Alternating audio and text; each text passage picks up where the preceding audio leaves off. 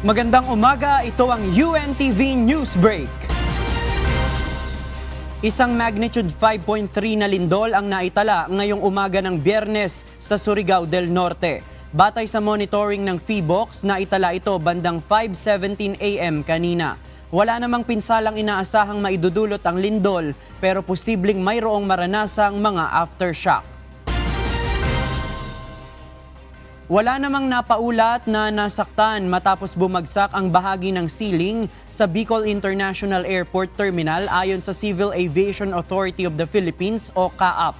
Nangyari ito dakong 5:50 PM kahapon. Agad namang rumisponde ang mga CSIS Landside Unit at Airport Medical Team kasunod ng insidente. Humingi ng paumanhin si CAAP Director General Raul Del Rosario at tiniyak na hindi na mauulit ang kahalintulad na insidente.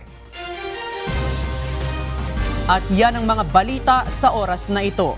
Para sa iba pang mga balita, maaari po kayong bumisita sa official social media accounts ng UNTV News and Rescue. Ako si JP Nunez at dito sa UNTV, Diyos ang aming sandigan, serbisyo publiko ang aming pinahahalagahan. Magandang umaga.